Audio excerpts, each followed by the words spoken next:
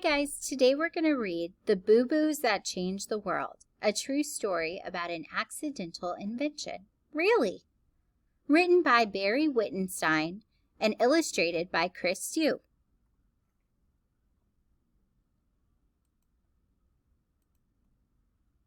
Once upon a time, in 1917 actually, a cotton buyer named Earl Dixon married his beloved, Josephine, and they lived happily ever after.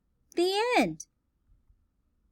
Actually, that was just the beginning. The newlyweds expected to live a quiet life in New Brunswick, New Jersey.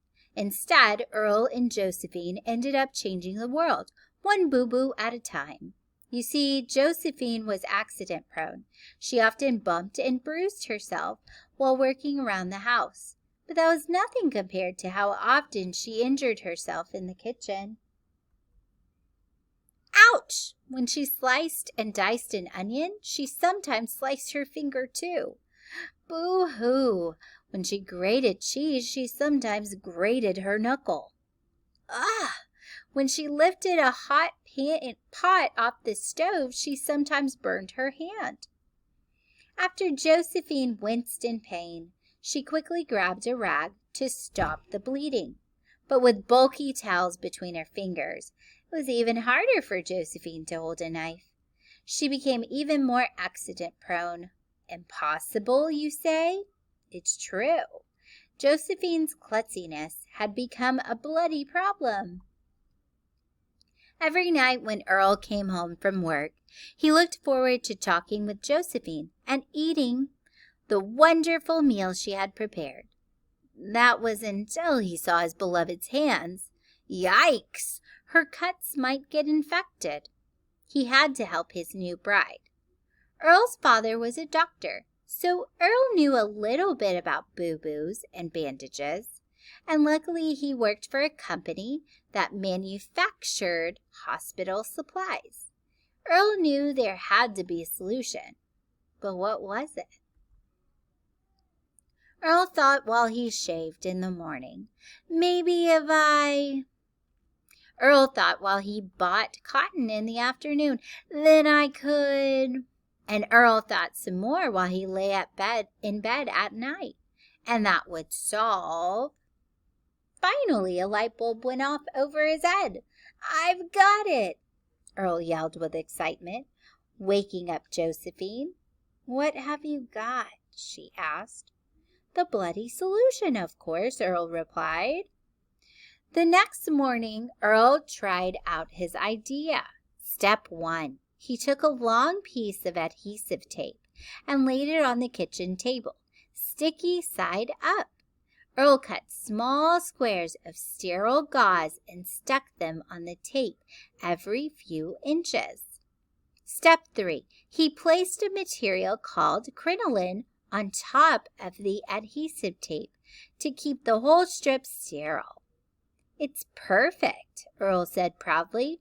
Now all Josephine had to do was cut off a piece of the longer strip and put it on. She didn't need anybody's help. She needed only one hand. It worked. At last they lived happily ever after. The end. But wait, here comes the part about how Earl and Josephine changed the world. Earl guessed there were probably hundreds, possibly even thousands of people who could benefit from his new invention. Earl and Josephine thought about making the bandages themselves, but they soon realized it was too big a job. Earl told one of his co-workers about it, and the co-worker encouraged Earl to meet with the company's president. At first, Earl's boss, James Johnson, wasn't quite sure Earl's idea was good enough. Earl demonstrated how easy it was to put the bandages on.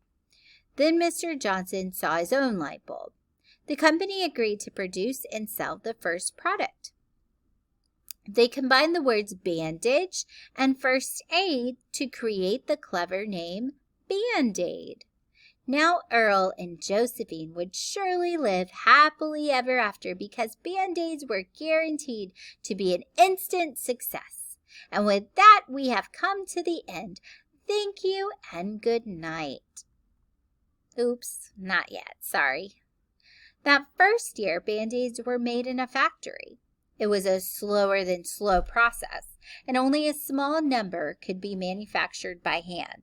They came rolled up and were 18 ridiculous inches long and 3 ridiculous inches wide, and they still had to be cut into pieces. Earl, Josephine, and Mr. Johnson had high expectations, but the Band-Aid boxes collected dust, ignored and unwanted. A few years later, the company invented a machine that could mass produce thousands of bandages.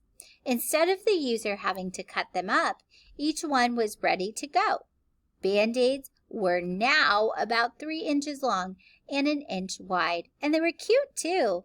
Each one had a little red string to pull in order to open the paper wrapper. Success! Band-Aids flew off the shelves. The end. Not really. Unfortunately, even with the cute red string and the convenient size, the public wasn't sold on the idea.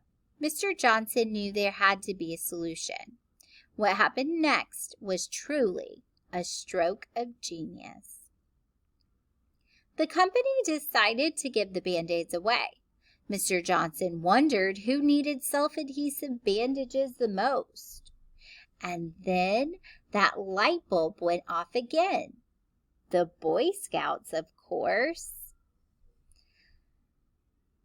All those fall down, climb up, scratched elbows, scraped knees, boys got plenty of cuts. It didn't take long before the mothers of those rough and tumble boys saw how handy the little bandages were. That did it. Earl and Josephine's invention was a smash. During World War II, the company sent millions of free Band-Aids to the brave soldiers fighting overseas. In the years that followed, Band-Aids were made in different sizes, colors, and designs. Some even had pictures of cartoon characters on them, and that continues to this day all over the world. From boisterous hot dog vendors in Brooklyn, fancy French winemakers, tired taxi drivers in Denmark, and English bobbies on bicycles to daredevil skateboarders in Saskatchewan, king crab fishermen in Alaska, sweaty Ugandan soccer players, and applauding audiences at the Bolshoi Theater in Moscow, the sounds of "ah," "wow," and "ouch" echo still, but not for long. Because soon those snivels and snobs of pain are silenced by Earl and Josephine's accidental boo-boo invention. And that is the happiest ending of all. The end. Really. All right, guys. So I want you to think about how these Band-Aids, what they created, helped change the world.